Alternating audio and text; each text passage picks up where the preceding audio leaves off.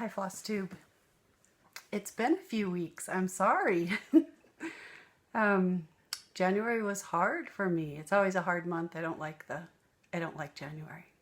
I think I have a little bit of seasonal depression, and I was dealing with a health issue as well. So I'm feeling much better now, and it's February, so I'm so excited. We're heading on the downhill slope to spring. I don't mind snow. I love snow, but the darkness of January really gets to me. Let's jump right into WIPs, shall we? I have lots. Let's see. I had a new start in January, which I told you about. And I can't remember. I think I showed you the very first start of it. I can't remember. See, lost my memory as well.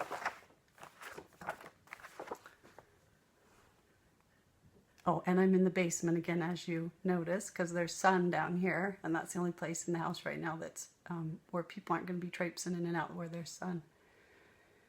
But this is Petite House by Soda Stitch, and I started this on January 27th as part of I have a group of friends back east, an old chat board. We're still friends. We do an incentive round every year where you started on January 27th. It has to be a new start, or somewhere around the end of January.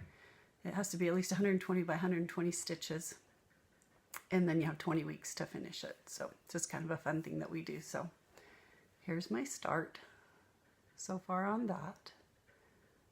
I think by next week I'll have the back stitch. This is the bedroom upstairs. It is right, it's this room right here. I think by next week I'll have that bedroom done, and I'll do the back stitching on it so you can see what you're looking at. Right now it looks like an impressionist watercolor painting or something. But I'm really enjoying that one. It's on 40 count Silk Weaver Rainbow fabric, which has this it kind of looks like someone melted a whole bunch of pastel colored popsicles on it, or spilled Kool-Aid all over it or something. I love it. Thought it was perfect for this piece. And I'm doing, it's DMC 1 strand over 2 threads.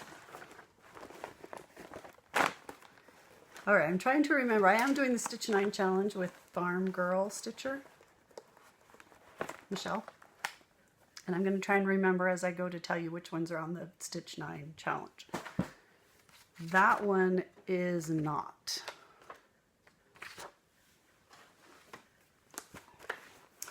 This is Victorian Charm. I work on this on the weekends. It's kind of my weekend project. It is a dimensions kit that is on 18 count dark blue Aida. I'm using the kit threads and the kit fabric.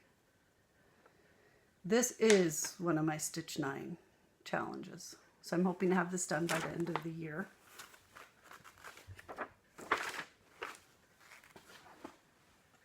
It was also for my mania, that's MAYNIA, Stitch Mania. If you're interested in more about that, go to the Facebook Stitch Mania group. It's kind of a activity every May, celebrating new starts. Everyone does it a little different.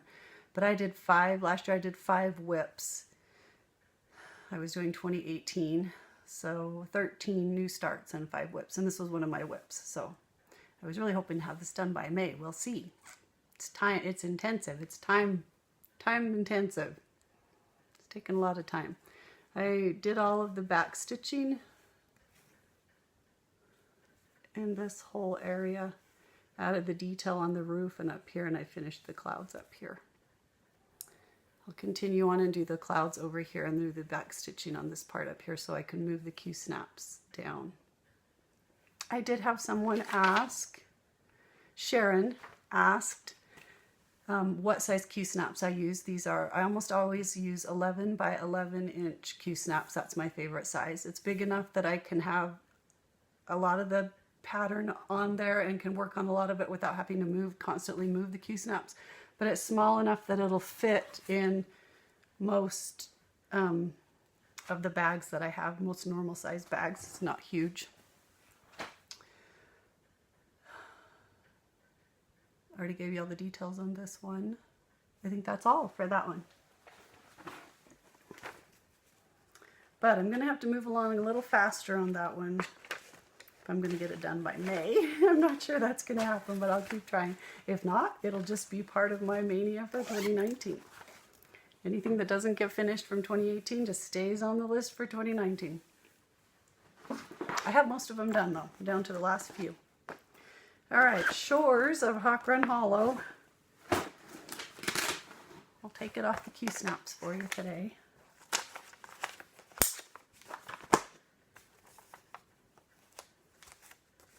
I work on this one every day. I try to put an hour in every day. First thing when I sit down to stitch, I'll do an hour on this, or at least a thread's worth. If there's a part that's just a lot of fill in and I'm sick of it, I'll at least do one thread before I move on to the other thing. That I'm working on that day. This is on 40 count. Picture This Plus. Oh, what did we decide it was? Heritage? It's a greenish, a green color. And I finished, this was my December block. And last time I showed it to you, I wasn't quite done with it, but I did finish that one. I started this block in January while I was still filling in this gray behind these letters. And I did finish both of those in January. Finished this one, which is the In Memory of Lieutenant Jacob Pomeroy, anchored in the haven of rest, May 7th, 1745. Not anyone I know. I did that as charted on the pattern. And then I also finished this block in January. Let's see if I can do this so you can see it and I can see what I'm doing. There we go. This block concerns me just a little bit. I think maybe there's some horrible algae bloom going on here because all these fish are red. I don't think that's a normal color for fish. And this bird, as I said last time I showed it to you, is rocking a headdress that looks like she works on a Las Vegas floor show. The butterflies are red as well, which is a normal color for butterflies. But this is a very red block. Very interesting. And then for February, I started this block at the other end, working on that one. Has this lovely rock wall underneath a big building. It's going to be beautiful. I'm enjoying that. I could move the threads for you a little bit there. So that one will be done by Mania because I'll finish that block for February. And then I'll do one in March and one in April. And this one will be finished. I mentioned before that this is my 4th Hawk Run Hollow piece. I've done Villages, Autumn at Hawk Run Hollow, and the Houses of Hawk Run Hollow. I've done all 3 of those. I enjoy them. I love the geometric blocks, filling them in. I like doing one a month. I love houses, anything with houses on it, so there you go. Just ticks all the boxes. And that is also a Stitch 9 challenge on my Stitch 9 list. All right, this is Adventure Awaits by Caterpillar Cross Stitch. It was a mystery stitch along in last year in 2018, and I was getting them in my email, but I wasn't able to stitch on it then because I was so busy. But I started it. It was my January 1st start. And I'm moving right along. I've finished North America and South America, and I've started over here in Europe. Moving down towards Africa. And I love this one. I really like this one. This one is on 36 count. Gosh, I feel like I've lost my memory. Mount Baker Blue. This is 36 count Mount Baker Blue linen, which I believe is a Lakeside linen. I can't remember. And I am using 2 strands of DMC over 2 threads. So it makes it very rich coverage, very dense coverage. I love that. I work on this on Mondays, Wednesdays, and sometimes Fridays. Kind of my focus piece. I was hoping to get this done pretty quick, maybe another month. This is also one of my Stitch 9 challenges list, on my Stitch 9 list to have done by the end of the year, which is, this will be done in a month or 2 maybe. Should be done way before Mania. All right, I had a new start.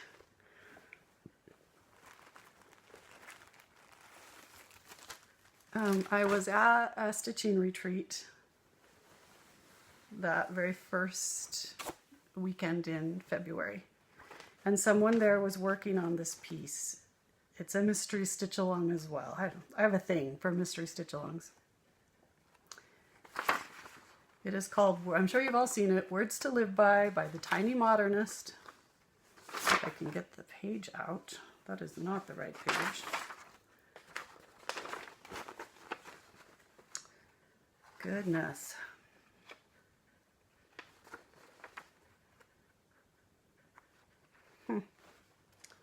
Well, the color page is missing, so you're going to have to see the black and white page. Nope, this is the shows you nothing page. It must be upstairs in my mess next to my stitching chair right now. Oh, found it. All right. So I've been seeing the chalk art type, all the new designs coming out in the chalk art style. And that intrigued me. I love that. But I hate working on dark fabric. Black, dark blue, it's hard. It's just really hard to see the holes. It's hard. But I realized after working on Victorian Charm that aida is a lot easier to see. That 18 count aida, those holes are big and you can see them, and it's not nearly so hard to see.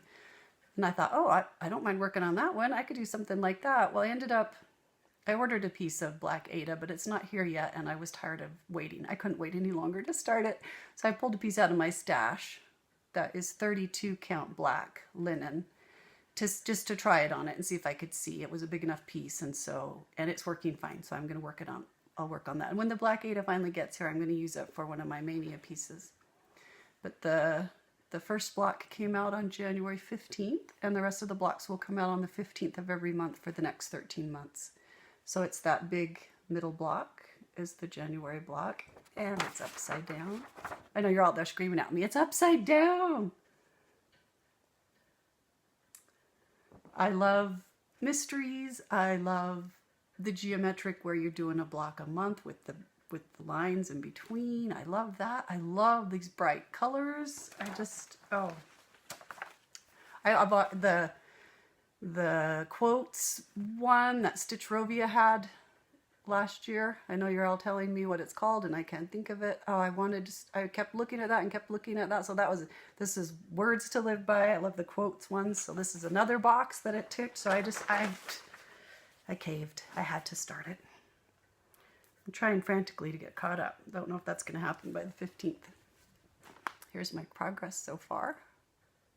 Loving this piece, loving it. I'm using the called for DMC, 2 strands over 2 threads on this 32 count black. I probably will not get this block done by the 15th, but what I'm going to do is work to the edges on these 2 sides and up to the corners so that I can get the white border of the block in next. I'm going to do that very next. That will be the priority. So that when the new block comes out, I can start on the February block, because I'll know I'll have the border in by then. At least I can, because all the other blocks go around it. So whatever block is next for February, I'll be able to figure out where that is. And I can start on the February block while I still keep working on this one, because this center block is by far the largest. All the other blocks are smaller. So that was fun. That was a new start this month. That is not one of my Stitch 9 challenges, which is good because it won't be done. If it's 13 months, it's not going to be, we won't get the last section until next January. because there's no way that will be done by the end of the year. All right, my Thursday piece is the Twisted Band Sampler by Northern Expressions. It is on 32 count white, antique white linen. You have seen this several times. It finally dawned on me that I needed to put it on a bigger Q-snap, because these, to be able to work this twisted band, let's have it right side up, to be able to work this twisted band without moving the Q-snap, being able to do this whole band without moving the Q-snap, it was just this much too big for my 11-inch Q-snaps. So it finally dawned on me, if I would put it on some 14-inch Q-snaps, then I wouldn't have that. I wouldn't be so trying to sew underneath the edge of the Q-snap when I got to the bottom of the band, because I was too lazy to move the Q-snap. So I put it on these 14-inch Q-snaps, and I love it way, way better. I just love being able to have that whole band out open, so I can do a whole band at a time and not have to move it.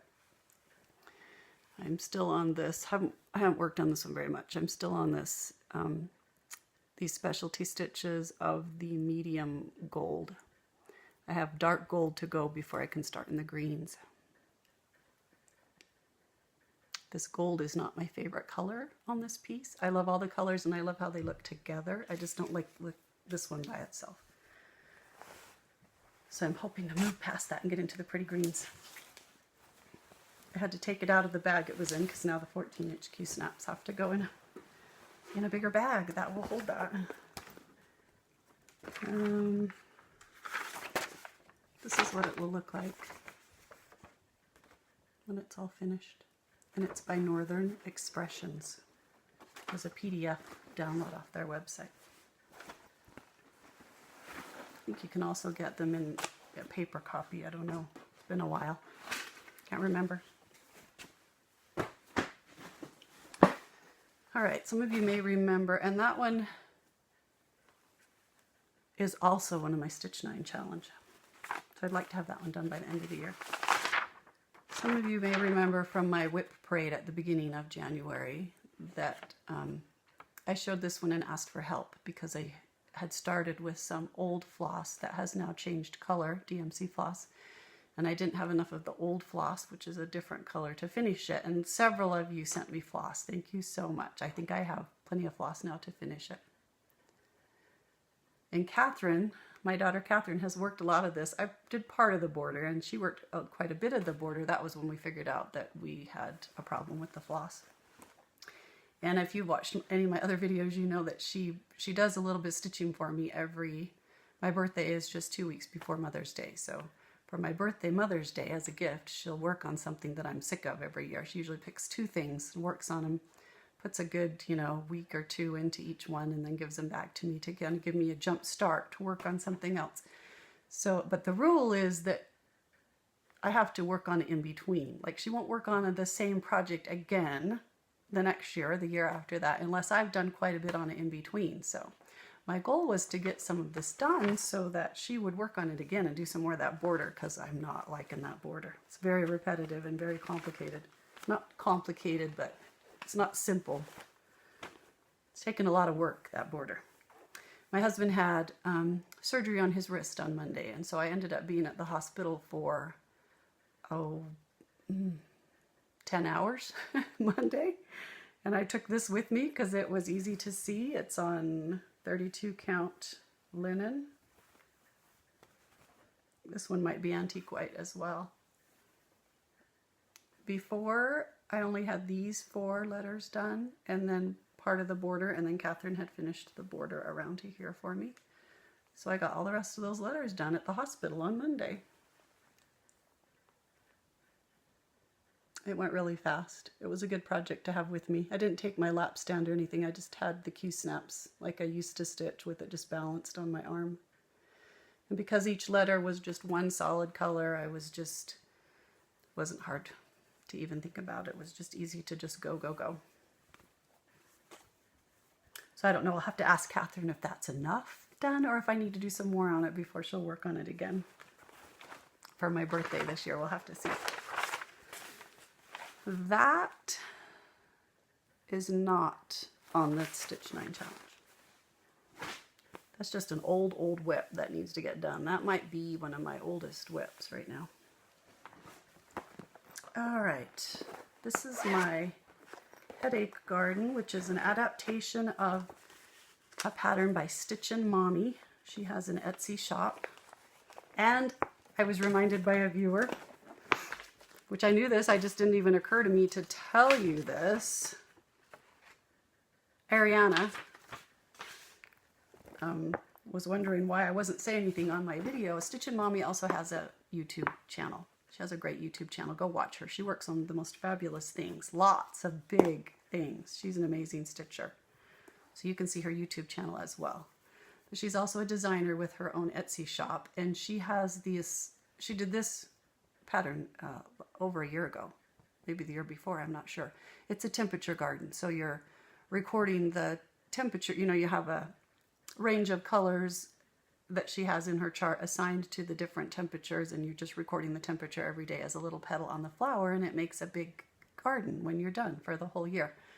I took that idea and adapted it just a little bit so I could track my headaches for the neurologist, because I wasn't doing a very good job at it. And I thought if I put it in a cross stitch, then I'll have to do it, because it would drive me crazy to know that I had started a cross stitch and I hadn't kept good records to be able, you know, you can get a couple weeks behind on this because you're just doing one little tiny petal per day.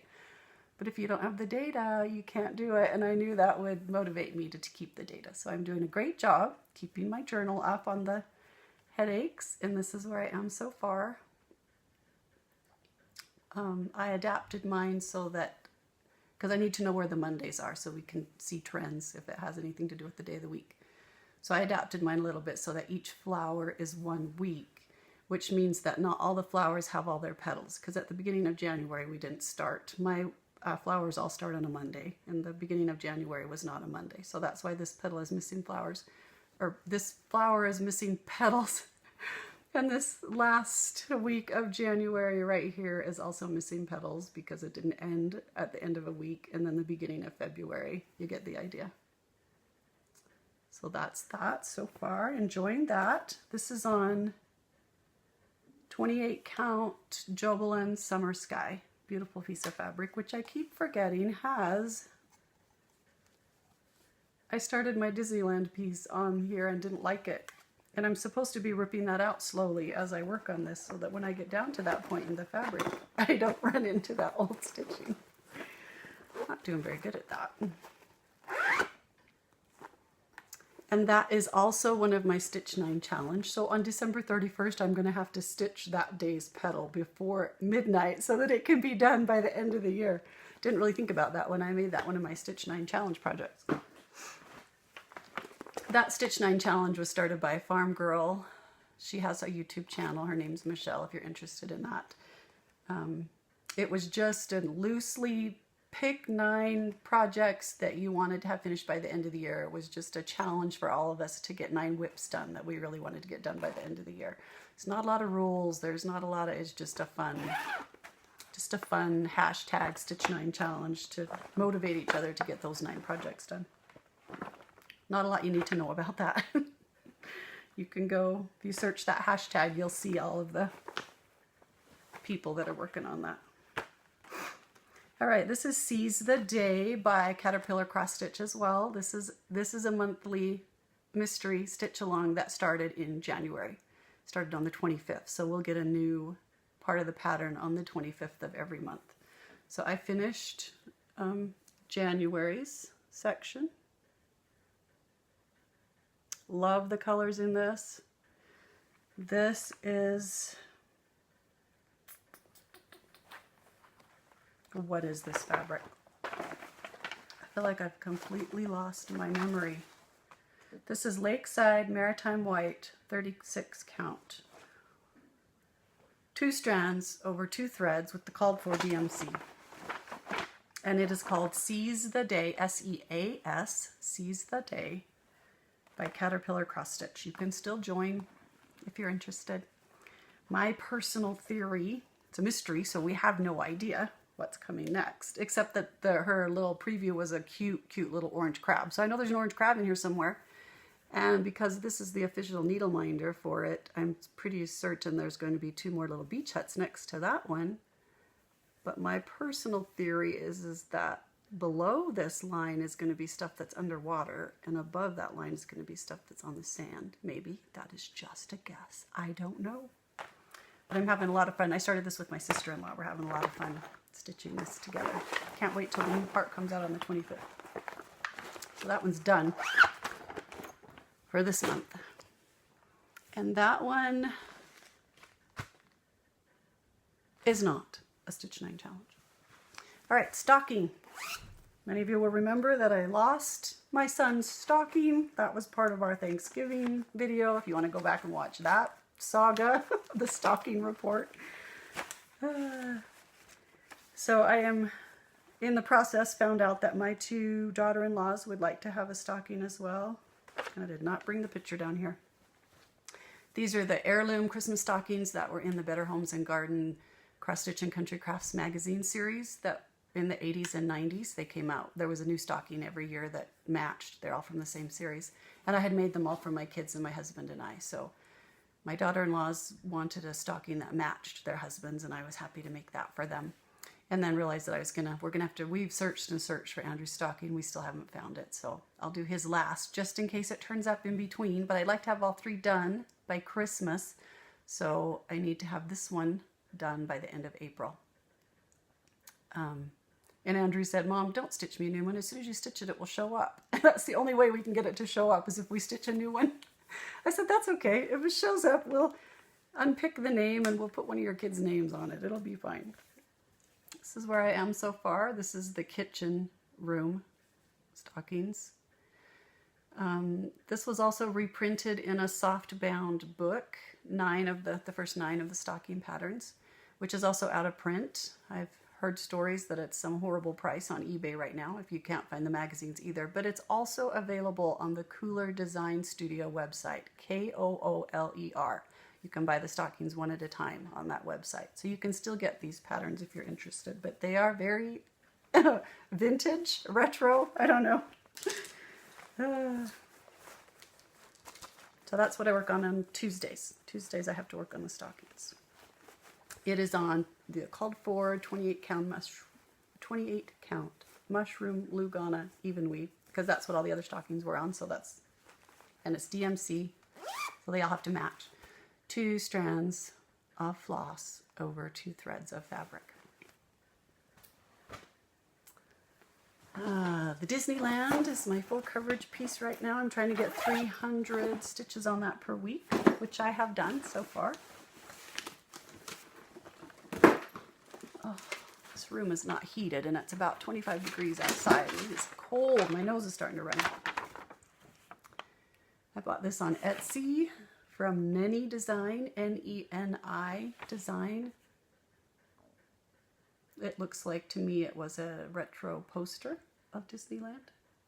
I go to Disneyland a lot, so I really like this design. Makes me think of all the rides when I'm working on it.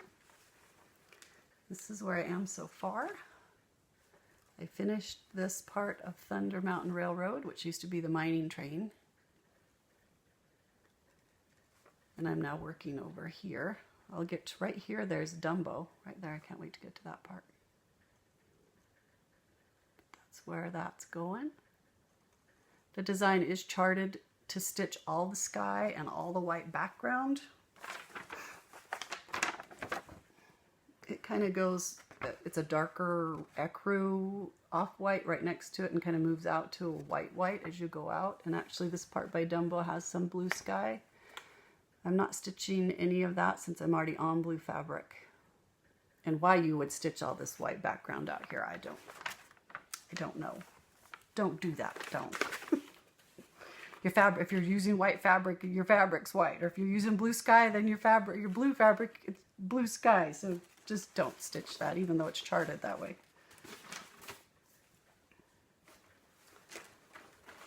That is on 40 count dwarf fabric, which I can't remember if that's Picture This Plus or not. I think so. Can't remember. Might be Silk Weaver. Can't remember.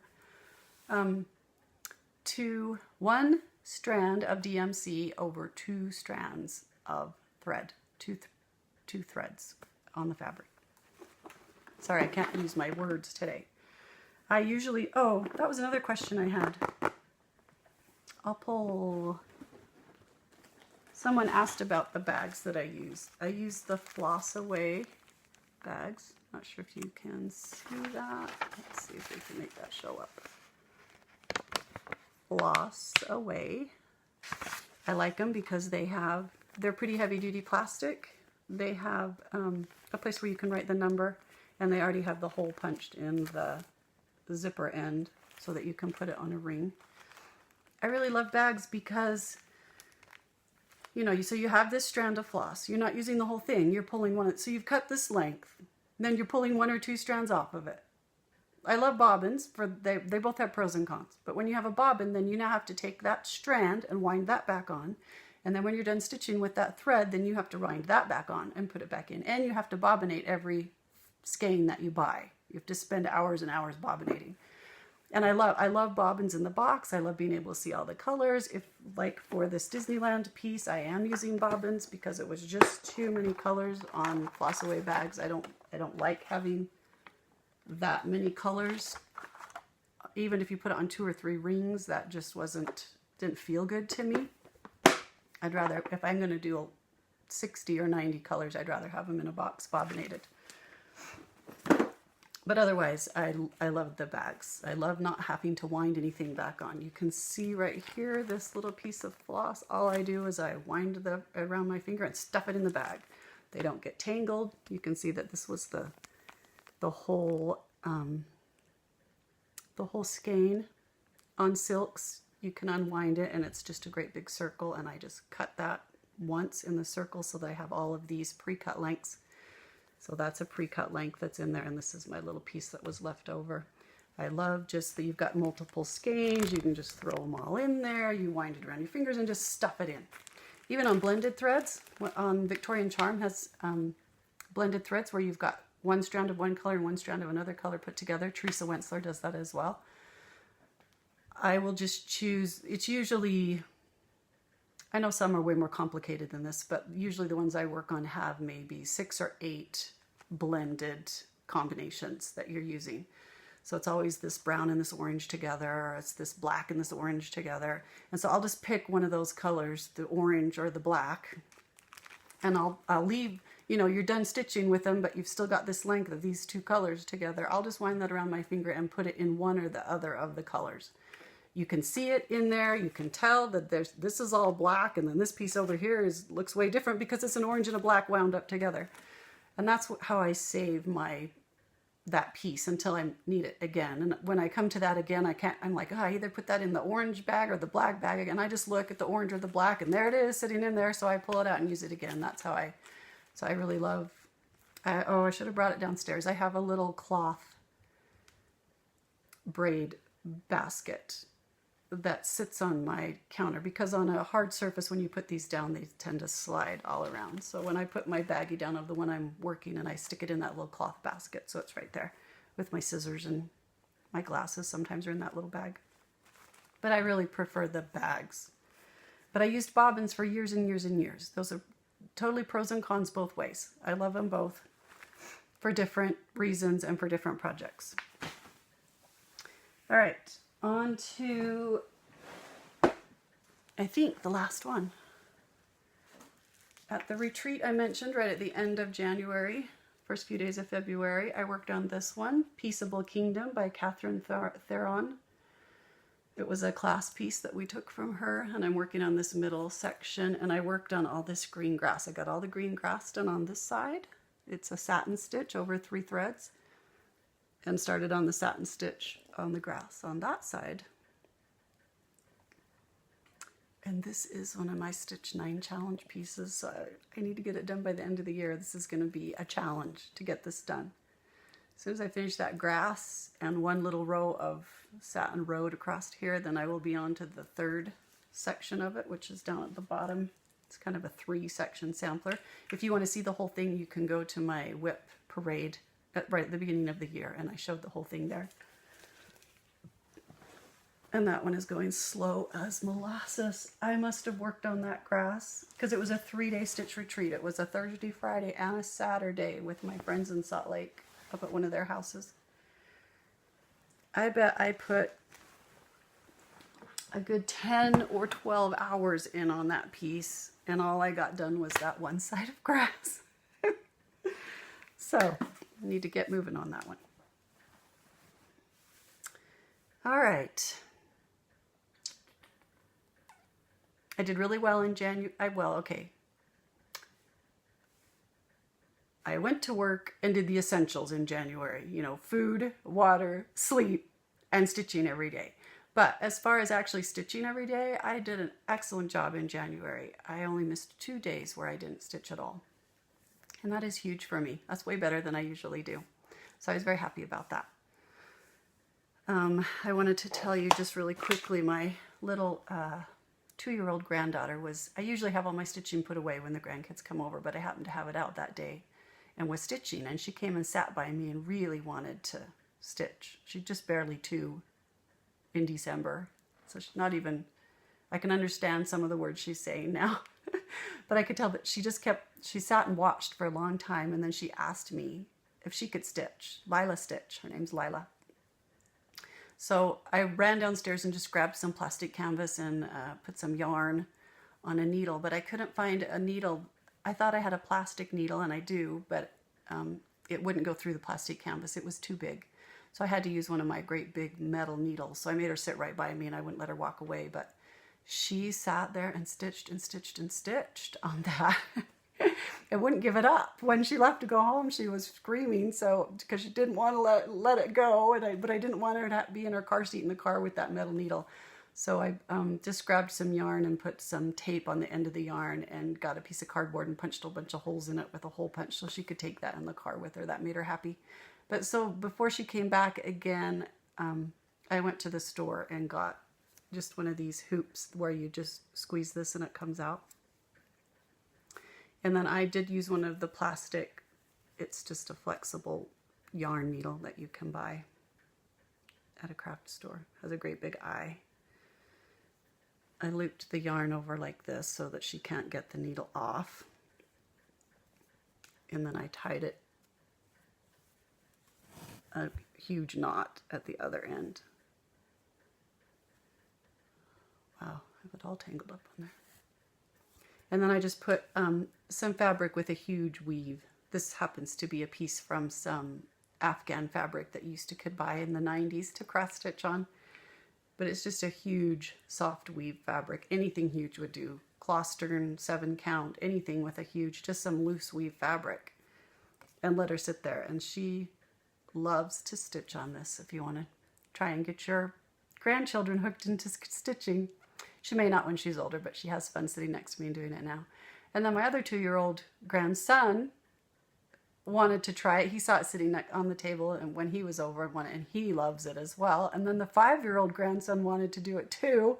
So I think I'm going to have to go buy a couple more hoops. So I have 3 of them so that when they're all there together, they can all stitch if they want to and not be fighting over who gets to hold it. But I thought that was fun. I thought I'd share that with you. It was a fun way to share my stitching with them. I don't know if they'll do it when they get older, but it's fun for them to sit next to me now and stitch. All right, old finishes. This one has a really funny story. It's called A Mid-Amish Life. And it was also in those old Cross Stitch and Country Crafts magazine by Better Homes and Gardens back in the day. And it came in, it's a 3-part